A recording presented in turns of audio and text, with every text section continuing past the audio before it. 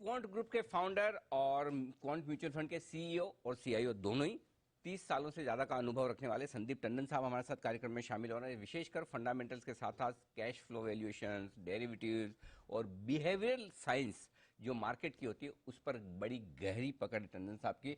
और आज हमने सोचा कि बजट से क्या उम्मीदें रखी जाए और आगे बाजार का आउटलुक क्या होना चाहिए, इस पर टंडन साहब को आमंत्रित किया जाए। सर, बहुत बहुत स्वागत है आपका, धन्यवाद वक्त निकाला आपने। और सबसे पहले तो आपको बधाई देना चाहता हूं क्योंकि मार्च के लोज के बाद से जो बाजारों में रिकवरी हुई है और उसमें जो फंड्स की परफॉर्मेंस आई है उनमें आपके फंड ने सबसे सुपरलेटिव तगड़ी परफॉर्मेंस दी है। तो पहले तो सर उसके लिए बधाई स्वीकार करें। धन्यवाद।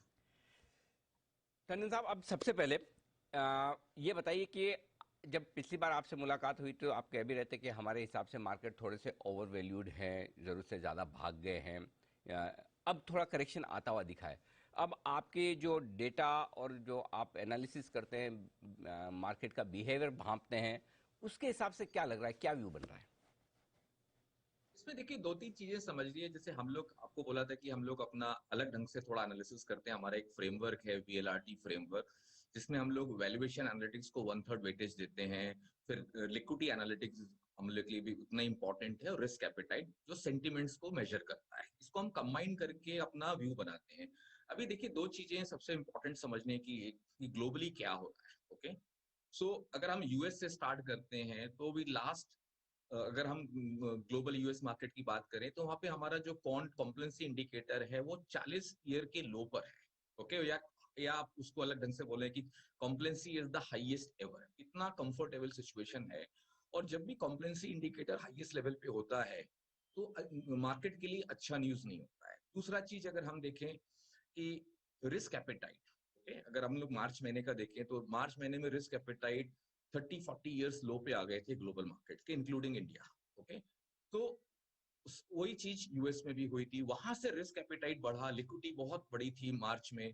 तो एक एक डेडली या लीथल कॉम्बिनेशन जिसको हम बोलते हैं बुल रन का, कि रिस्क एपेटाइट लो से हाई की तरफ जा रही है और लिक्विडिटी ऑलरेडी हाई थी, तो वो बुल मार्केट के लिए बहुत था। अभी उस बैकग्राउंड को हम समझते हैं कि वहां से भी क्या चेंज हो गया। ओके, लिक्विडिटी अभी भी अच्छी खासी मेंटेन्ड है, बट लिक्विडिटी का जो मोमेंटम था, लिक्विडिटी में जो परसेंटेज चेंज अगर हम बोले, जिस तरह का ड्राइव था एक्स्ट्राऑर्डिनरी लिक्विडिटी का, वो डिक्लाइन हो गया है, वो थोड़ा कम होना स्टार्ट हो गया है। दूसरा, रिस्क एपिटाइट भी बहुत बढ़ के वो भी थोड़ा सा ड्रिफ्ट होना स्टार्ट हुआ है। अगर आप बहुत सिंपल एंगल मैसेज में देखें तो अपना बिटकॉइन का आप देखो कहां से कहां स्पाइक किया। Bitcoin up to certain extent अगर मैं बोलूं तो वो रिस्क एपेटाइट को रिफ्लेक्ट करता है। ग्लोबल रिस्क एपेटाइट, लोगों की जोखिम लेने की कितनी क्षमता है हायर साइड, वो बिटकॉइन से रिफ्लेक्ट होती है।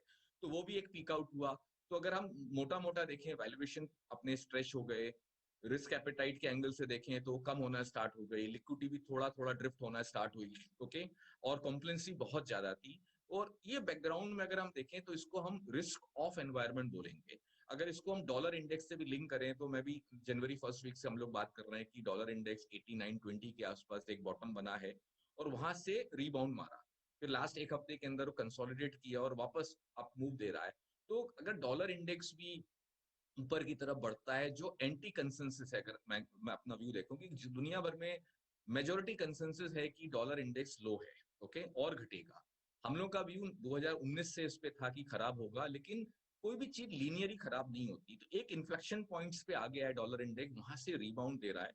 मेरे को ऐसा लगता है कि और 3 से 5 महीने का अपमूव डॉलर इंडेक्स में रह सकता है, और इसके कारण एक रिस्क ऑफ का एनवायरमेंट ग्लोबली बिल्ड हुआ है। ओके, ये बैकग्राउंड जैसे ही क्रिएट होता है तो आपका वॉलिटिलिटी बढ़ जाती है, इसलिए आपने देखा कल विक्स भी जोर से बढ़ा है। ओके, सो अगर रिस्क ऑफ एनवायरमेंट आता है और डॉलर इंडेक्स में चेंजेस होते हैं और कॉम्प्लेंसी जो बहुत हाई थी, रिस्क एपेटाइट डिक्लाइन हो रही है, ये एक बैकग्राउंड होता है कि वॉलिटिलिटी बढ़ेगी। और उस बैकग्राउंड में हमने देखा हो जब मूव आते हैं तो बहुत शार्प मूव आते हैं। ओके, आपको टाइम नहीं देते उस समय सोचने, इसलिए हम लोग करीब करीब जनवरी फर्स्ट वीक से हम लोग बात कर रहे हैं कि थोड़ा यहाँ पे संभालना चाहिए, अपना पोर्टफोलियो को बीटा लो करना चाहिए। Okay, high leverage economy stocks से थोड़ा हटना चाहिए।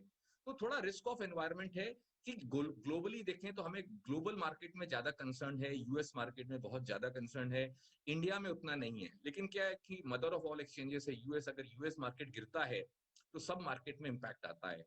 तो नियर टर्म बेसिस पे मैं बोलूंगा कि हम लोग रिस्क ऑफ एनवायरमेंट में हैं। इसमें थोड़ा करेक्शन का गुंजाइश है, लेकिन हमको ये भी सीखना चाहिए कि अपना वॉलेटिलिटी जो पैरामीटर है, लोग वॉलेटिलिटी से घबरा जाते हैं। ओके, वॉलेटिलिटी को कैसे हम अपने फेवर में प्ले करें, वो हमको एक नया सीखना चाहिए, क्योंकि हम लोग का ऐसा मानना है, हमारे प्रेडिक्टिव एनालिटिक्स टूल्स बोल रहे हैं कि 2018 से 2023 तक जो एम्प्लॉयड वॉलिटी है सब एसेट्स क्लासेस में वो एलिवेटेड रहेगी। ओके, अगर एम्प्लॉयड वॉल्स एलिवेटेड रहेगी तो आपका जो ट्रेडिशनल स्टाइल है, ट्रेडिशनल टूल्स हैं, वो इफेक्टिव नहीं रहेंगे। तो आपको 2018 से 2023 के बीच में डायनेमिक वे अपना पैसे को मैनेज करना है। ओके, तो वो एक इंपॉर्टेंट चीज मैं बोलना चाहूंगा। परफेक्ट, ठीक बात है। तो उतार चढ़ाव बना रहेगा, ये कहना है संदीप जी का। और साथ ही बाजार चूंकि थोड़े पैसे के दम पर ज़्यादा भाग चुके हैं, थोड़े ठंडे होंगे, उसके बाद फिर से करेक्शन के बाद अच्छी बात। आइए, बजट